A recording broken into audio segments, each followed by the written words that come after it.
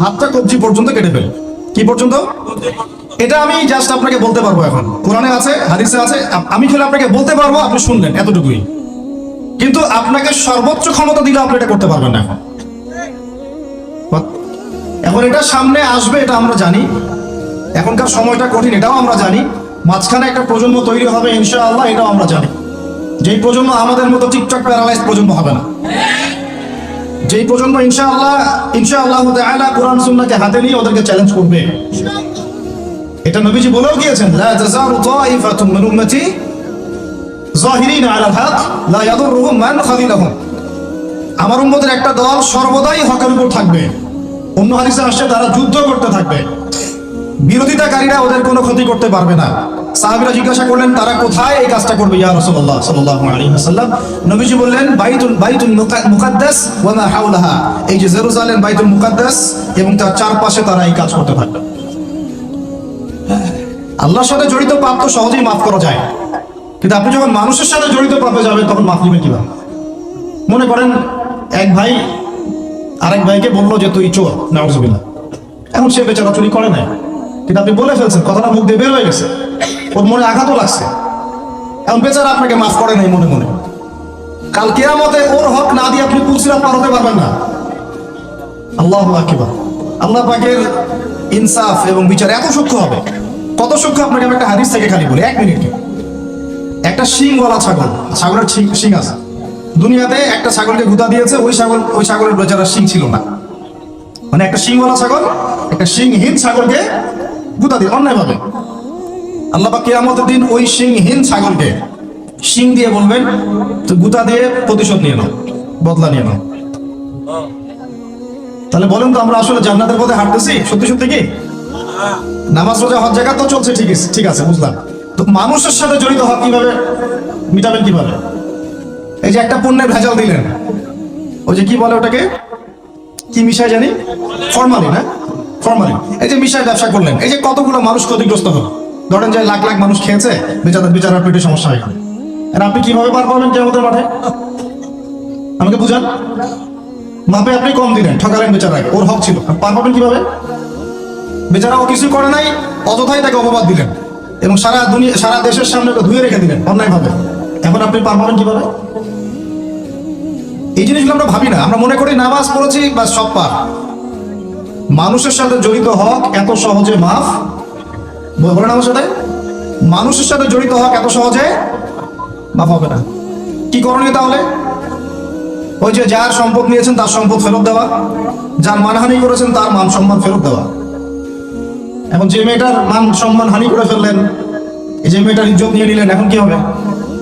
কেমন করে ফেরত দিবেন? কিভাবে ফেরত দিবেন? যাকে ধর্ষণ করলেন, যাকে মিথ্যা অপবাদ দিলেন, যার সাথে জেনা করে ফেললেন, ভাবা উচিত না এগুলো? মনে রাখবেন, বড় বড় পরহেজগার, দুনিয়াতে যাদেরকে খুব বড় বড় পরহেজগার মনে হচ্ছে, এমন অনেক মানুষ আল্লাহ না করুক কালকে আমাদের মাঠে জাহান্নামে যাবে। এই জন্য আমরা বলি যে ভাই, আমাদেরকে নিয়ে আমরা তো কিছুই না, আমরা তো ডাস্টবিনের আবর্জনাও না। যে যুগ চলে গেছে ইসলামদের, ওই যুগের তুলনায় কোরআনে যা পড়ি আর হাদিসে যা দেখি আর সিরাতে যা বুঝি, এর তুলনায় আমরা ডাস্টবিনের আবর্জনাও না। তাদেরকে নিয়ে আপনারা এত আইবর শোডাউন কেন করতে যান? কি মনে করেন সবচাইতে গুনাহগার মানুষ হয়তো এখানে আমি আপনাদের মধ্যে? কোনো দরকার নাই শোডাউন করার। মূল কথাটা আমার ওদিকে চলে যাচ্ছে। মূল কথাটা হচ্ছে, এখানে একটা পয়েন্ট মনে রাখবেন, মানুষের সাথে জড়িত হক এই দুনিয়াতে আদায় করতে হবে। ঠিক আছে ভাই, এটা লজ্জার কিছু নাই। অন্যায়ভাবে গালি দিলে বলবেন যে ভাই আমার ভুল হয়ে গেছিল, আপনাকে গালি দিয়ে ফেলছিলাম, আমাকে মাফ করে দেন। টাকা নিয়েছেন কারো, ফেরত দেন নাই, দিয়ে দেন সামর্থ্য থাকলে। ওকে না পেলে কি করবেন? তার পরিবারকে দিবেন। তার পরিবারকেও পান নাই, বেচারা নাই পৃথিবীতে, তাহলে তার পক্ষ থেকে সৎকার করে দিবেন। ঠিক আছে? এখন তাহলে যাদের সাথে অন্যায় করে ফেলেছেন, বিয়ে শাদী করে ফেলতে হবে নাকি? এছাড়া তো কোনো গতি দেখতেছি না। সম্মানের হক সম্মান দিয়ে আদায় করতে হবে নাকি? যদি সুযোগ থাকে, সুযোগ না থাকলে ওদিকে যাওয়ার দরকার নাই, না হলে শয়তান আবার ওদিকে ধোকা দিবে। শয়তান আরেকটা ধোকা দিবে নেক্সট সুরতে, ওদিকে যাওয়ার দরকার নেই। তওবা ইস্তেগফার করে ফিরে আসেন, আল্লাহ পাক তৌফিক দান করুন। আর যারা ব্যবসা করতে গিয়ে মানুষকে মাপে কম দিচ্ছেন, মানুষকে হারাম খাওয়াচ্ছেন, বলছেন টাটকা জিনিস কালকে রান্না করছেন হুজুর, 3 দিন আগে বাসি তরকারি খাওয়াই দিল, একটা কি খাবেন এটা নিয়ে কথা বলতে গেলে তো আরো 2 ঘন্টা চলে যাবে। খাবেন কি, সবকিছুর মধ্যে ভেজাল দিয়ে রেখে দিচ্ছে। একটা সবজি খাবেন তার মধ্যে ভেজাল দিচ্ছে। মাছ খাবেন তার মধ্যে ভেজাল দিচ্ছে। একটা কুরবানির গরু কিনবেন তার মধ্যে গরু মোটা তাজাকরণ করে মোটা ফুলাই দিচ্ছে। খাবেন কি, দুধ খাবেন, মুসলমানের দোকানে খাঁটি দুধ পাওয়া যায় না, হিন্দুর দোকানে যাওয়া লাগতেছে। এই হচ্ছে অবস্থা আমাদের। দিন কায়েমের কথা আমরা যে বলি না, আমাদের তো নিজের ভিতরেই দিন কায়েম হয়নি এখন। আমাদের নিজের আত্মার ভিতরে এখনো দিন কায়েম হয় নাই। সত্যি কথা এটাই। যাদের মধ্যে হয়েছে কোটি কয়েক মানুষ, তাদের সংখ্যা নিতান্তই নগণ্য, নিতান্তই কম। আল্লাহওয়ালা মানুষ যারা বাংলার মাটিতে আনাচে কানাচে আছেন, তাদের সংখ্যা নিতান্তই কম। ম্যাক্সিমাম আমরা নিজের 3.5 হাত দেহের উপরেই দিন কায়েম করতে পারি। আল্লাহ পাক আমাদেরকে কথাগুলো বোঝার তৌফিক দান করুন। এখন যেখান থেকে আসলাম দেখেন, ওরা ঈসা আলাইহিস সালামকে হত্যা করেছে না করে নাই? করে নাই। আল্লাহ পাক উঠিয়ে নিয়েছেন। কেন? আল্লাহ পাক তাকে আবারও ফেরত পাঠাবেন শেষ জামানায়। তিনি বাইতুল মুকাদ্দাস থেকে এই বিশ্বটাকে আবার শাসন করবেন ইনশাআল্লাহ। এটা একটু বোঝেন, আপনাদেরকে একটু বুঝাই। এক সময় ছেলে মেয়েরা একসাথে রিকশায় চড়লে লজ্জাবোধ করত, এখন কেউ লজ্জাবোধ করবে না। এটা হয়েছে নিউট্রাল। তারপরে একটা যুগ আসলো, প্রেমপত্র লেনদেন হতো। আমরা জানি না, আমাদের দাদা বাবারা জানে, ওই জেনারেশন জানে। ওই জেনারেশনের সাহস ছিল না যে কোনো মেয়ের সাথে কফি শপে বসবে, রিক্সায় ঘুরবে, বাইটা করবে। এখন তারপর একটা জেনারেশন আসলো, এটা নিউট্রাল হয়ে গেল। তারপরে আরেকটা আসলো, এরা আর ওইসবে নাই, সরাসরি কাজ করতে চায়, সরাসরি অন্যায় করতে চায়, সরাসরি জেনা। এখন সেই যুগ চললো। তারপরে আবার পরকীয়াটা আসলো, সিরিয়াল দেখায় দেখায় পরকীয়া, বাসায় স্বামী, বাইরে আরেকটা ছেলে, বাসায় স্ত্রী, বাইরে একটা মেয়ে, এই যুগ চললো। তারপরে শুরু হলো কি, সমকামিতা। ছেলে ছেলে জেনা করা শুরু করলো, নাউজুবিল্লাহ। এখন ওটা চলতেছে আর কি, এখনকার সমাজ ওইদিকে যাচ্ছে। আর যে কি কি আসবে আল্লাহ ভালো জানেন। এবং আমার মনে হয়, আল্লাহ মাফ করুক আমাদেরকে, আমার মনে হয় আমরা জোর করে আল্লাহর গজব টেনে নিয়ে আসতেছি। সুদের মধ্য দিয়ে, জেনার মধ্য দিয়ে, ব্যভিচারের মধ্য দিয়ে, অন্যের হক নষ্ট করার মধ্য দিয়ে, ঠিক আছে, সমকামিতা প্রমোট করার মধ্য দিয়ে, আল্লাহ রাব্বুল আলামিনের জমিন থেকে আল্লাহর আইনগুলো সব উঠাই দিয়ে আমরা আল্লাহ পাকের গজব জোর করে টেনে আনতেছি। যদি আসে, আল্লাহ না করুক, ভালো মন্দ কেউ পার পাবো না আমার ধারণা। কারণ সেই ভালোদের উপরে গজব আরো বেশি আসবে যারা হক চিনেও মানুষকে চেনায় নাই, যাদের কাছে কোরআন সুন্নাহর জ্ঞান ছিল, হক যারা চিনত কিন্তু মানুষকে সতর্ক করে নাই, ওদের উপরে আরো বেশি করে গজব আসবে। আল্লাহ পাক হেফাজত করুন।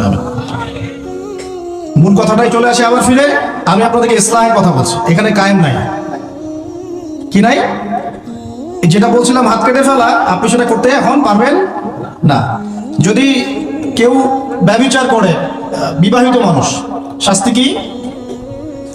অনেকে জানেই নাই। রজম করতে হয়। কি করতে হয়? মাটিতে অর্ধেক কোমর পর্যন্ত পুঁতে ফেলে পাথর নিক্ষেপ করে হত্যা করবে, এবং একদল মানুষ তা দেখবে। একদল মানুষ যে দেখবে, শাস্তি অবলোকন করা, এটা ইসলাম কোরআনে নতুন করে নাযিল করে নাই। প্রাচীন গ্রিক দর্শনগুলো পড়ে দেখবেন, ওই অ্যারিস্টটলদের যুগ যেটা ছিল, ওই যুগেও শাস্তি সামাজিকভাবে দেওয়া হতো, সবাইকে দেখিয়ে দেওয়া হতো। এটা একটা ভালো ইম্প্যাক্ট পড়ে। কেমন ইম্প্যাক্ট পড়ে? যদি চোরের হাতটা কাটে না, সবাই দেখে 10 জন, ওই 10 জন জীবনে কাজ করতে যাবে না। আল্লাহ পাক সেই বিধানটা রেখে দিয়েছেন। আর প্রাচীন গ্রিকের যে দর্শন, এটা বিকৃত, কিন্তু ওই সভ্যতার মধ্যেও তো আল্লাহ নবী এসেছিলেন, আসেন নাই? এমন কোন সভ্যতা নাই যার মধ্যে আল্লাহ পাক নবী পাঠান নাই। তাহলে এই হিন্দু ভাইরা নিঃসন্দেহে তাদের কাছেও কোনো না কোনো নবী আসছিল, তাদের শিক্ষা থেকে তারা হয়তো বের হয়ে গেছে। ইহুদিরা, ওদের কাছে নবী আসে নাই? আসছে, ওরা শিক্ষা থেকে বের হয়ে গেছে। খ্রিস্টানরা, তাদের কাছে নবী আসে নাই? এসেছে। চাইনিজ সভ্যতায়, ওখানেও হয়তো কোনো নবী এসেছে। আল্লাহ পাক বলেছেন, ওয়ালিকুল্লি কওমিন হাদ, প্রত্যেকটা কওমের মধ্যে আমি নবী পাঠিয়েছি। প্রত্যেক কওমে, তার মানে এই সভ্যতা যতদিন থেকে ঘুরছে পৃথিবী, আদম আলাইহিস সালামের পর থেকে, কোন প্রত্যেকটা স্থানে, কালে, পাত্রে আল্লাহ রাব্বুল আলামিন নবী পাঠিয়েছে। তাদের মধ্যে কেউ ছিলেন নবী, কেউ ছিলেন রাসূল। এই তো, তার মানে সবার কিন্তু একটা মৌলিক শিক্ষায় মিল থাকবে। এই জন্য মানুষের ফিতরতগত একটা মৌলিক শিক্ষা ভিতর থেকে চলে আসে যে আল্লাহ ছাড়া কোনো ইলাহ নাই। এটা কিন্তু সবাই বিশ্বাস করে একজন উপরওয়ালা আছে। দেখবেন সবাই বিশ্বাস করে, সব ধর্মের লোকই বলে যে উপরওয়ালা একজন আছে। আপনি তার ক্ষতি করলে বলবে যে উপরওয়ালা দেখবে, আল্লাহ না বললেও বলবে কি উপরওয়ালা দেখবে। তো মূল কথাটা হচ্ছে যে এই যে শাস্তি দেওয়ার বিধান, এটা আল্লাহ পাক নতুন করে এখানে নাযিল করেন না। প্রকাশ্য শাস্তির বিধানটা আগেও ছিল এই বিশ্বের মধ্যে, প্রাচীন গ্রিক রোমান সভ্যতার মধ্যে এটা ছিল। এই বিধান যদি সবাই দেখে তাহলে কি পাপ বাড়বে, হত্যাকাণ্ড বাড়বে না কমবে? এখন আমাকে বলেন তো, বর্তমান প্রচলিত যে বিষয়গুলো চলছে পুরো বিশ্বে, আমি বাংলাদেশ নিয়ে কথা বলি না খুব একটা, কারণ আমাদের চিন্তা বিশ্ব নিয়ে। কি নিয়ে? আল্লাহ পাকের, আমার এটা কি ভৈরব না? আল্লাহ পাকের ভৈরবের কোনো পরোয়া নাই তো, আল্লাহ পাকের ঢাকার কোনো পরোয়া নাই, আল্লাহ পাকের বাংলাদেশের কোনো পরোয়া নাই, আল্লাহ পাকের পাকিস্তানের কোনো পরোয়া নাই। আল্লাহ রাব্বুল আলামিনের কোন দেশের মানুষের উপর আল্লাহ পাকের কোনো পরোয়া নাই। আল্লাহ সুবহানাহু ওয়া তাআলা চাইলে ইসলাম ইয়েমেনে কায়েম করতে পারেন, সিরিয়াতে করতে পারেন, অস্ট্রেলিয়ায় করতে পারেন, ওই আমেরিকায় করতে পারেন, রাশিয়াতেও করতে পারেন। কার হাতে ক্ষমতা? আল্লাহ পাকের কোনো পরোয়া নাই আমাদের।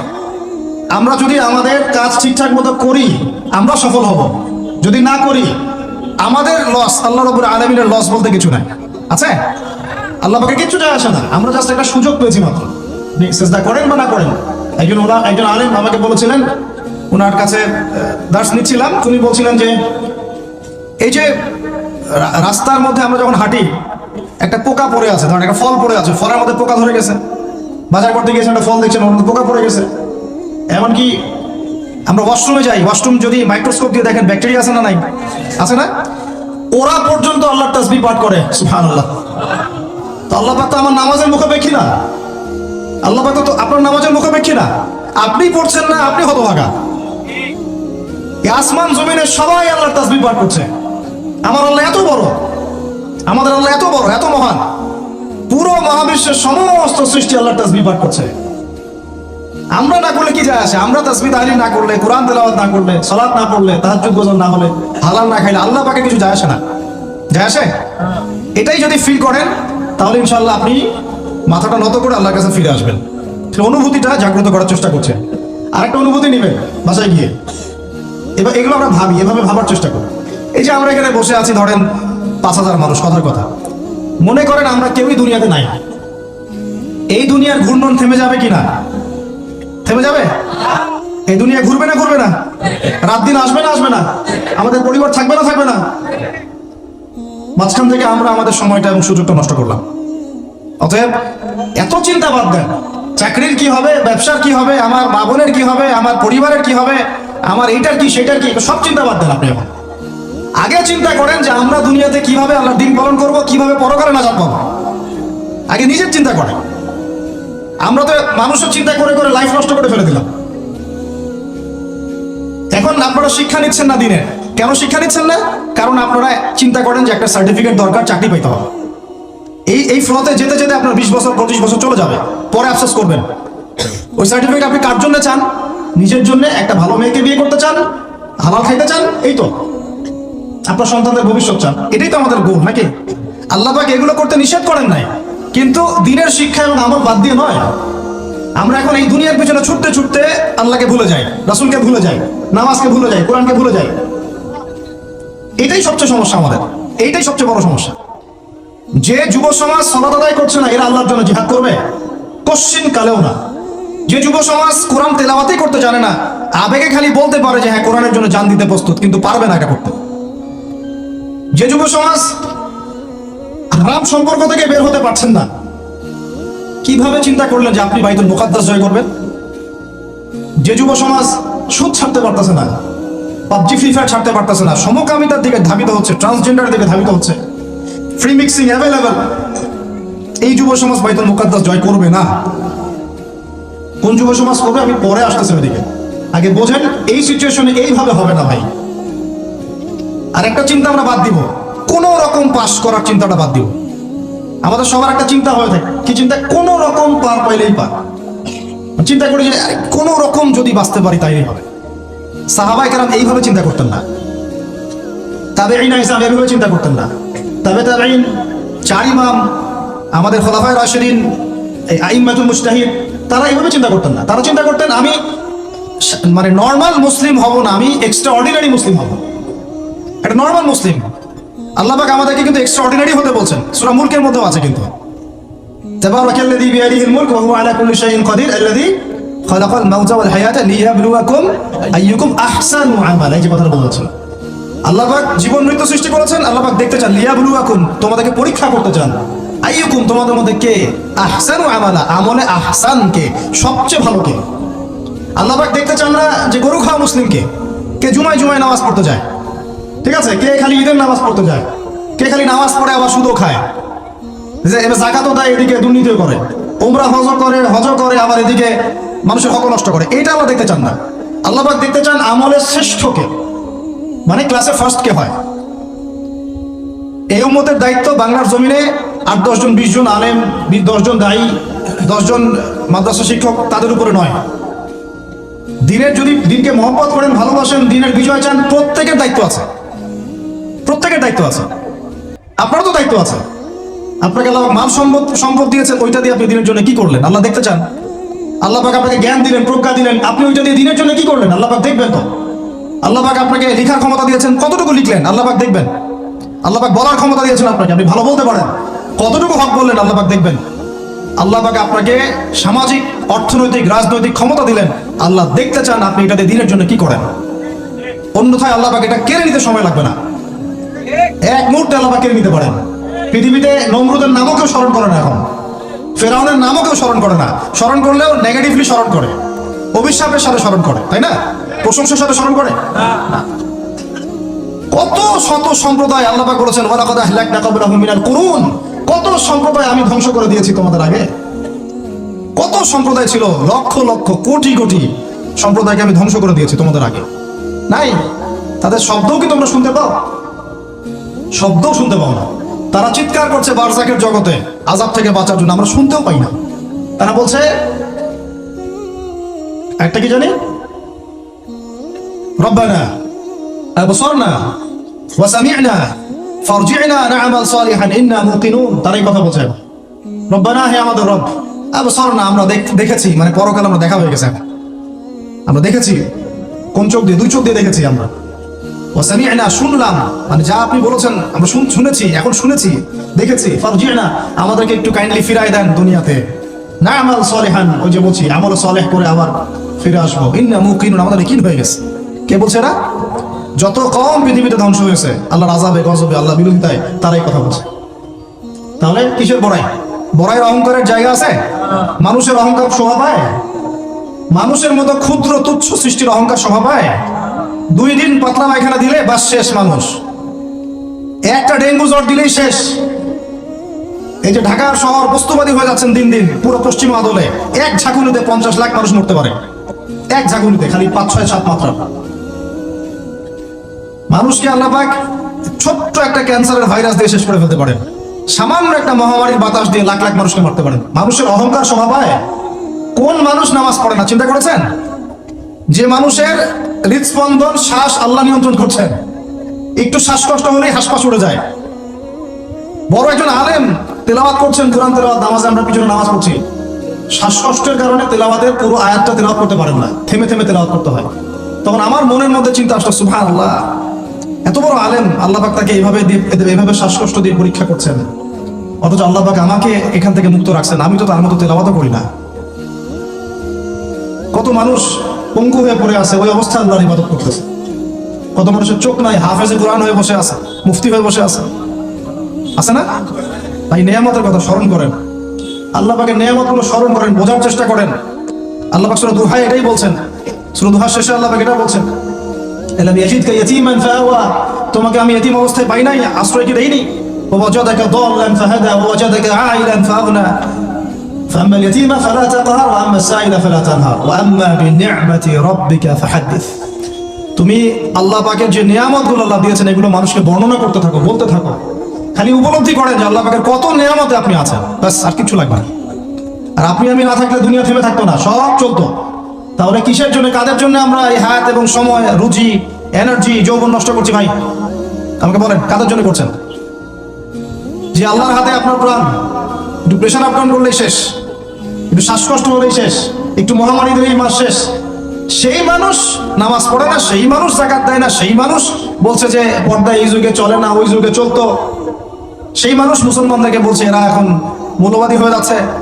সেই মানুষের সারাদিন কাজ প্রোপাগান্ডা হচ্ছে ইসলামের বিরুদ্ধাচরণ করা, প্রিন্ট মিডিয়া দিয়ে, ইলেকট্রনিক মিডিয়া দিয়ে, ইত্যাদি ইত্যাদি।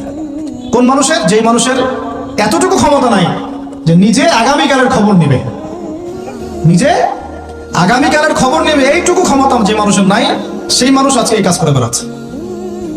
আল্লাহ পাক আমাদের সঙ্গে কথাগুলো বোঝার তৌফিক দান।